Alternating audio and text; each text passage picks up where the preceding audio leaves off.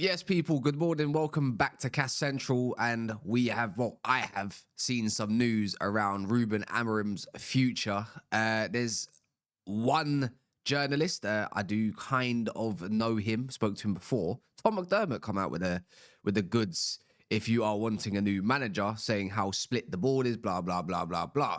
Now, how credible that is, well, we've got to take that with a pinch of salt.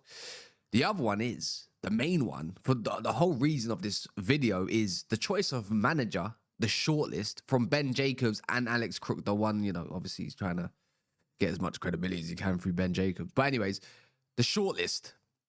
Now, there's two names on there where all of us were about, you know what, yeah, go for it. And then there's the other one. This is so pushed by probably Jim Ratcliffe just because.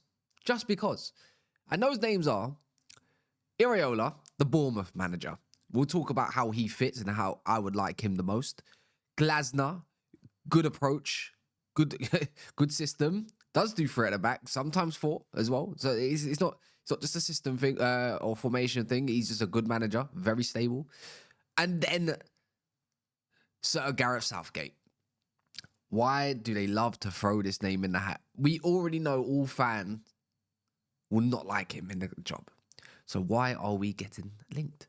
Anyway, smash the likes, subscribe if you're brand new, and yeah, we can get straight into it.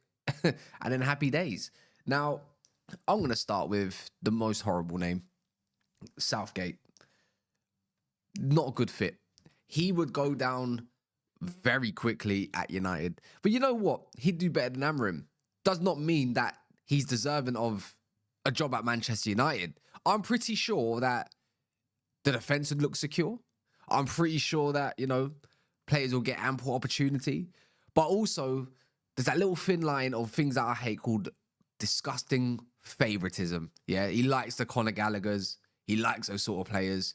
Do you know what I mean? I can already see who he'd start over who. I'm just not all. I'm not all there. We already look clueless in attack. Why would we go and get a manager where there's no structure when it comes to their attack? This is what I would never, ever understand when it comes to shortlisting certain managers. Yeah, you know what? The only positive is that he's English, right? And also, it's within England. Yeah, I hear you don't want to take no more risks. I haven't seen Xavi's name. I haven't seen anybody else's name. I ain't seen no De Zerbi's. So I can understand the thought process. But this just sounds like a chairman's wish, the way it sounds. Because I can't imagine Wilcox and Barada and the rest of them thinking, oh, you know what? Southgate's going to take us forward. That's just horrendous. This is when it comes down to these decisions. This is what what do you at the end of the day? What does Ineos want? Do you want to be successful? Do you want to do your thing, or do you want to actually listen to the fans a little bit? Which one is it? Because you tried to listen to the fans, didn't work out with Ten Hag. You listened to yourselves, Baron, it didn't work out. So maybe how about a little bit of both? Let's see who the fans are calling for, but also do your own research. I don't think Southgate's going to be doing anything going forward for Man United, and certainly no one's scared of that. You want to go and challenge for a league in the next couple years or so, as stated by Barada, then Southgate ain't going to be the guy to do that. I promise you lot that now. And anyone in the comments that decide they want to comment, probably, I don't see how you disagree with me either, yeah? Because that guy can't even get finals over the line when it's pretty much staring you in the face. And that's just another bottle job. That's just another Ole Gunnar Solskjaer, right? So I'm not trying to hear all that name. And now we're just going to have another, I don't know how long, well, until there's a new manager, right? If there's a new manager, now we're going to have to get battered by rivals. The fact that Southgate is generally on this shortlist. Yeah, so I suppose buckle up, get your seatbelt on, because there's going to be a huge wave of that. The other name is Glasner. Now, he's second on my list. We've just seen him dismantle Liverpool in very good fashion. He does play three at the back, but it's not about the formation for me. It's more about instruction. When you look at his teams, how structured they are, how defensively secure they are, you could say that Palace play a very pragmatic way of football, right? But if he had some better quality at his disposal, then these Palace 1-2-0s, 2-1s would turn into 4-0s. But Glasner, one thing, I do feel like he's destined to go very far in the managerial game. I think he's definitely very ambitious. I think he's got like a year left on his contract as well. That would be a very easy deal to worm out from Palace. But the reason why is I don't want him as much is because I'm kind of bored of going down the defensive route and counter attack. I'm not saying that's all him, but the difference with what Glasner has and what we don't have is they got an Adam Wharton, and they got a Will Hughes, and they've got a Kamada. We've just got a Kobe Mainu and a Kobe Mainu and just a Kobe Mainu. And his skill set is very different to all of theirs.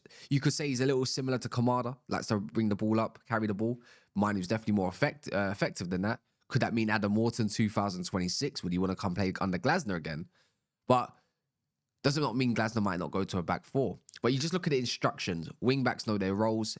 Centre mids know their roles. The striker knows his role. Everyone just knows what job they have to do. And you can't really argue with that.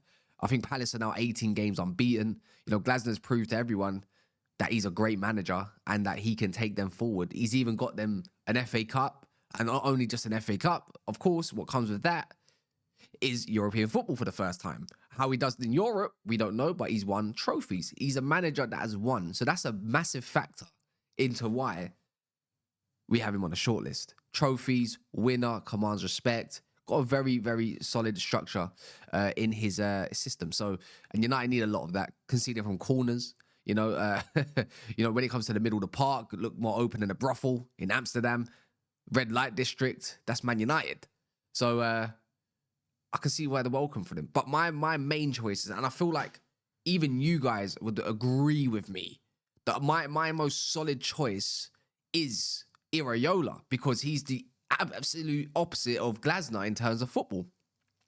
High pressing football, plays attacking football, wants to take the football to the other side, the opposition. And that's where I look at him thinking, that's what I want United to do. Because under what I've always known, what a lot of Man United fans of my age, or even just a little bit older, have known under even Ferguson, is attack, attack, attack. So that's why I'm looking at Iraola, thinking, well, we got the perfect back four slide team for him. You know, you got Dorgu's a left back, in my opinion. You still got Luke Shaw if you wish, as long as he's fit. You know, you got your own Delict as a partnership as centre backs. You know, we don't even have a lot of those, do we? You know, we got right back as well. Obviously, Mazraoui, the low, who I don't like, but Mazraoui's class. You know, you got the likes of Cunha, who can play in the middle or the left, like a Kluivert. You know, you got a Semenyo type in Mbumo, just less powerful, of course. In the middle of the park, I wouldn't say that. I know they got Alex Scott and they've got a Christie. I wouldn't say we got a lot of those, but we still got Kobe Mainu's there that will definitely develop, and other players that you can play. And he's definitely able to play the youth if you want to play like a Sekou Kone. And then on the left, you can still play Amads. You still got Seskos and Xerxes. You've got options. And I feel like United have proved that they can play high-pressing football. It's just that the structure is very disjointed, and there's a lot. I feel like there's so much instruction going around that they're confused. So I think Iraola is the best fit, and it's a release clause of 10 million. He would jump ship. You know, he's got Bournemouth in a great place. Who wouldn't want to leave a 10,000 seater stadium? We're still Man United at the end of the day. It will always be an attractive seat for any manager that is wanting to prove himself. And I'm not saying Iraola might be the answer or Glasner's going to be the answer, but they're definitely better fits. And the best thing about both of them is that they're both Premier League proven. Iraola scores lots of goals, and that's exactly what United have been lacking, is lots of goals. And we've got goal scorers and game changers. That is the biggest difference in our squad from last year. And that's why we got, probably for me, give the keys to Iraola. I'm sorry it didn't work out for Amrim. Again, I do like the guy, but the guy's just gone beyond, and he's pretty much shot himself in the foot. Even ones that have still got some sort of faith in Amrim, well, good luck with that one. But you must admit, you can't defend that. Worst manager even before World War II, percentage-wise. So whether you want to call it Rome wasn't built in a day and all this stuff, you know, have a fight with yourself. But anyway, smash the likes, subscribe if you're brand new, and hopefully we get some news during the international break, because something needs to change.